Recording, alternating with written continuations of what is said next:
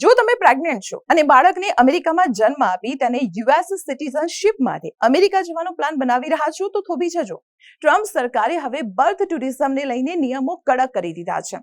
Donald ટ્રમ્પે birth ટુરિઝમને રોકવા માટે પ્રેગ્નન્ટ મહિલાઓને વિઝા આપવાનો સ્પષ્ટ ઇનકાર કરી દીધો છે. ભારતમાં યુએસ એમ્બેસીએ ચેતવણી આપી છે કે જે ટુરિસ્ટ વિઝા એપ્લિકન્ટ અમેરિકામાં બાળકને જન્મ આપવા માંગે છે તેના વિઝા રિજેક્ટ કરી દેવામાં આવશે.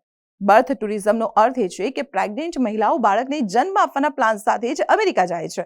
અમેરિકાના ઇમિગ્રેશન કાયદામાં એક લૂપ હોલ છે કે અમેરિકામાં જન્મેલા બાળકને ઓટોમેટિક ત્યાંની સિટીઝનશિપ મળી જાય છે, ભલે તેના માતા પિતાનું ઇમિગ્રેશન સ્ટેટસ કંઈ પણ હોય.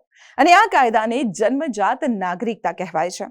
તેનો ખોટી રીતે ઉપયોગ મોટા પાયે થઈ રહ્યો છે. માટે જ બર્થ ટુરિઝમને રોકવા ટ્રમ્પ સરકારે નિર્ણય લીધો છે કે હવે પ્રેગ્નન્ટ મહિલાઓને મજબૂત અને વેલિડ કારણ સિવાય યુએસ વિઝા નહીં મળે. તો આવી જ મહત્વપૂર્ણ વાતો જાણવા જોડાયેલા રહો સંદેશ ડિજિટલ સાથે.